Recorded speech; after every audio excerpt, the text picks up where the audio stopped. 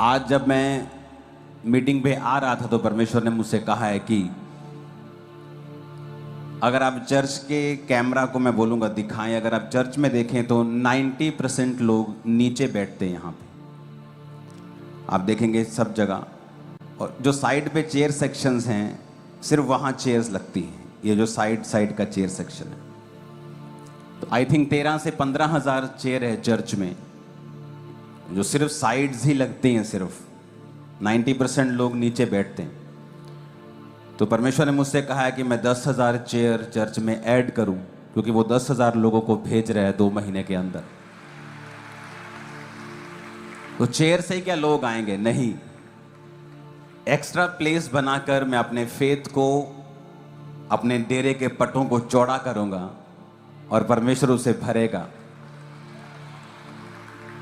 कई बार आप परमेश्वर की ओर देखते हैं और परमेश्वर को बोलते हैं, परमेश्वर अपने हेवन को मेरे लिए ओपन कर दे, मेरे परिवार के ऊपर अपना स्वर्ग खोल दे परमेश्वर, मेरे बिजनेस के ऊपर अपना स्वर्ग खोल, मेरी सेवकाई के ऊपर स्वर्ग खोल।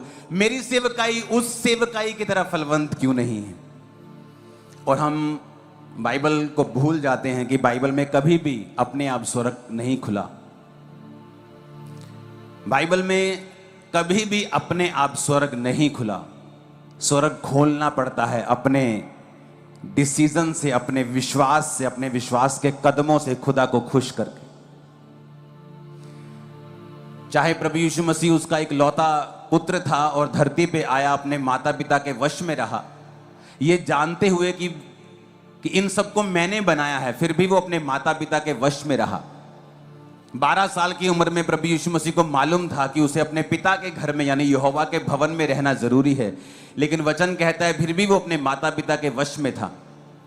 फिर भी हेवन ओपन नहीं हुआ, लेकिन बाइबल कहती है जब वो वचन को मानता ही चला गया और वचन को पूरा करता चला गया, और जिस दिन प्रभु यीशु मसीह ने बपतिस्मा लिया, लिखा स्वर्ग खुला और आसमान से कबूतर की नाई पवित्र आत्मा उतरा और आकाशवाणी हुई कि ये मेरा प्रिय बेटा है, मैं इससे बहुत खुश हूं। तो स्वर्ग अपने आप नहीं खुला, परमेश्वर के विश्वास ने उस स्वर्ग को ओपन किया।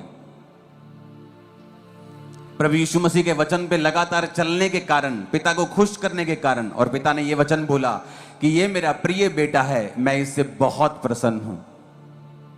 अपने आप स्वर्ग नहीं खुला, बल्कि स्वर्ग को ओपन किया गया विश्वास के द्वारा। कई बार आप वेट करते हैं, परमेश्वर कब तू मेरी जिंदगी के ऊपर बरकत देगा, कब तू मेरी जिंदगी के ऊपर आशीष देगा, और हम ये बात भूल जाते हैं कि परमेश्वर ने कुछ विश्वास के कदमों को हमें लेने के लिए बोला है और वचन पे चलने के लिए बोला है। बाइबल कहती है, जब हम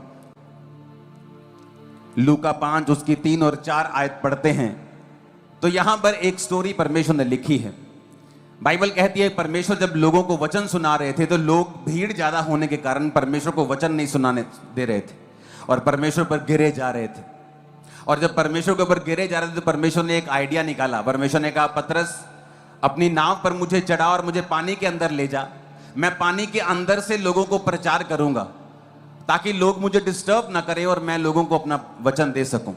और वचन कहता है कि जब पानी के अंदर परमेश्वर नाव को लेके गए और अपना प्रचार खत्म कर लिया, और उसके बाद पतरस को कहा कि पतरस जा और अपने नाव गहरे में ले जा और अपने जाल डाल। जब वह बातें कर चुका, वचन दे चुका, तो शमौन से कहा गहरे में ले चल और मछलियां पकड़ने के लिए अपने जाल को डाल। और आगे पतरस जो था वो मछुआरा था, परमेश्वर मछुआरे नहीं थे। मछुआरों को मालूम होता है कौन सी मछली कहां पर है, किस टाइम पकड़ी जाएगी, सुबह के रात को, उनको सब पता होता है। लेकिन वचन ये कहता है कि प्रभु यीशु मसीह ने कहा गहरे में जाल डाल। कई बार जहां आप होते हैं अपनी लाइफ में और परमेश्वर की ओर देखते हैं, परमेश्वर कब तू मुझे ब्रेक थ्रू देगा, कब तू मेरी सेवकाई में वो ब्रेक थ्रू देगा, कब तू मेरे फाइनेंस में एक मोड़ मुझे देगा, कब तू मुझे बरकत देगा, कब तू मुझे अगले लेवल पे लेके जाएगा।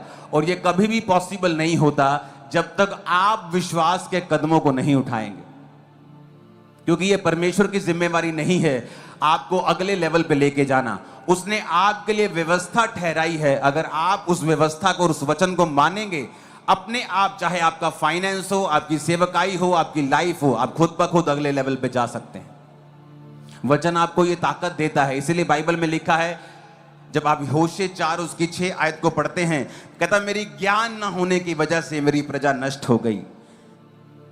तूने मेरे ज्ञान को तुच्छ जाना, इसलिए मैंने तुझे अपना याजक रहने के लिए मैं अयोग्य ठहराऊंगा।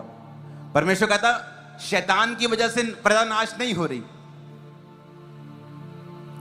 आज लोगों की जिंदगियों से शैतान जाता नहीं। क्यों नहीं जाता? क्योंकि वो शैतान को महिमा देते हैं। ओ ये दुष्ट आत्मा मेरे जीवन में 20 साल से है, ओ ये जादू टोना मेरे जीवन में 10 साल पहले का है। क्रिश्चियन होने के बावजूद भी परमेश्वर ने बाइबल में एक भी जगह नहीं लिखा कि शैतान की वजह से मेरी प्रजा नाश हो गई। जब भी उसने ये लिखा कि मेरी प्रजा नाश हो गई, कहता ज्ञान ना होने की वजह से। वचन में लिखा है कि धार्मिकता के लिए मन से विश्वास किया जाता है और उद्धार के लिए मुंह से अंगीकार किया जाता है। यानी अगर तुझे धार्मिकता चाहिए, परमेश्वर के सामने तू धर्मी होना चाहता है, तो मन से विश्वास करके प्रभु यीशु मसीह तेरा उद्धार करता है। लेकिन उसने ये कहा अगर तू उद्धार चाहता है तो तुझे मुंह से अंगीकार करना पड़ेगा। उद्धार कौन सा? मैं आपको यह सिखा चुका हूं कि बाइबल सिर्फ आत्मिक उद्धार के बारे में बात नहीं करती। बाइबल सिर्फ स्वर्ग जाने के बारे में बात नहीं करती। उद्धार का मतलब शारीरिक उद्धार भी है। सबसे पहला उद्धार और इंपॉर्टेंट उद्धार वो है आत्मा का। अनंत जीवन को तुम पाओगे जब तुम प्रभु यीशु मसीह को मुंह से अपना उद्धार करता ग्रहण करोगे। उसके बाद आपका उद्धार आता है शरीर का, आपकी हीलिंग। उद्धार आता है परिवार का, उद्धार आता है फाइनेंस का, उद्धार आता है देश का। देश का भी उद्धार बाइबल में लिखा हुआ है। उद्धार को जब आप इब्रानी भाषा में, यूनानी भाषा में पढ़ते हैं, तो जब वचन ये कहता है कि अगर तुझे छुटकारा चाहिए, उद्धार चाहिए, तो मुंह से क्या करना पड़ेगा? अंगीकार करना पड़ेगा। तुम्हारा ये इंपॉर्टेंट है कि वचन इंपॉर्टेंट है इस समय? कितने मेरी बात को समझ रहे हैं? तो अगर तुम ये अंगीकार कर रहे हो कि ये दुष्ट आत्मा मेरे जीवन में 35 साल से है, तो तुम अंगीकार कर रहे हो। अगर अंगीकार करने से तुम्हारी हीलिंग हो सकती है, तो अंगीकार करने से शैतान भी तुम्हारी जिंदगी में आ सकता है। अगर अंगीकार करने से तुम्हारे जीवन में छुटकारा आ सकता है, तो अंगीकार करने से तुम्हारी जिंदगी में बंधन भी आ सकते हैं। आप सभी को जय मसीह की दोस्तों, मेरा नाम है रोहित कुमार। आप देख रहे हैं मसीह न्यूज़ टॉक चैनल में। आप सभी का स्वागत करता हूं। दोस्तों, आप सभी लोगों के बीच में एक और बड़ी खबर लेके आ चुका हूं अंकुर नरूला जी और प्रॉफिट बेजिंदर जी के बारे में। दोस्तों, आपने प्रॉफिट बेजिंदर जी की काफ़ी बातें सुनी होगी, क्योंकि मेरे प्यों उनकी बातें आज सुन करके आज हमारे सभी मसीह भाई बहनों को हैरानी आ रही है। सब लोग हैरान हैं कि दोस्तों आज उन पर ऐसे अत्याचार किए जा रहे हैं कि आज सभी लोग हैरान हो चुके हैं। और मेरे प्यों यहाँ तक कि उनके टीम मेंबर तक ने उनको धोखा दे दिया है।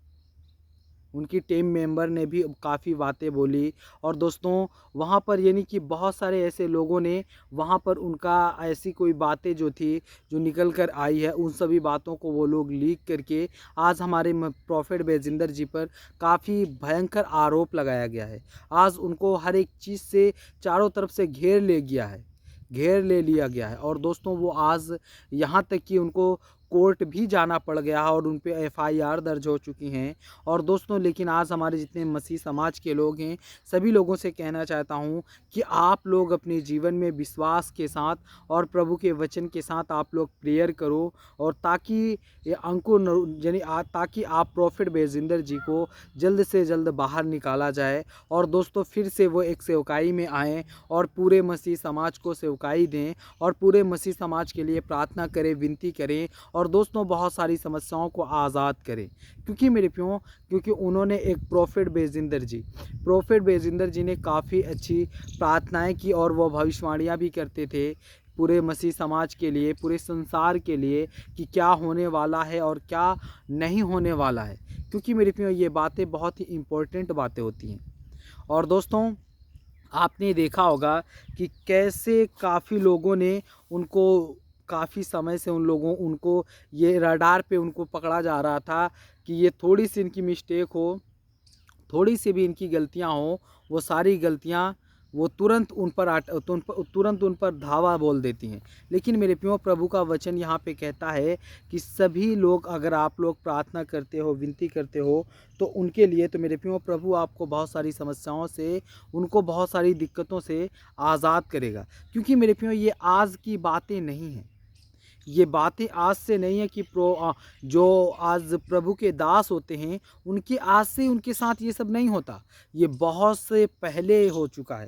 यीशु मसीह से पहले काफ़ी ऐसे थे प्रभु के दास जिनके जीवन में व्यभिचार का आरोप लगाया गया, बहुत सारे ऐसे आरोप लगाए गए और उनको फांसी में भी चढ़ाया गया। दोस्तों, ठीक उसी प्रकार आज भी हमारे जितने भी प्रभु के दास हैं, जो प्रभु के वचन को आगे बढ़ाते हैं, उन पर भी ऐसे आरोप लगाए जाते हैं। लेकिन जितने मेरे मसीह समाज के लोग हैं, आप सभी लोगों से कहना चाहता हूँ, जय मसीह की दोस्तों। God bless you all of you. आमीन। नेक्स्ट वीडियो मिलता हूँ दोस्तों।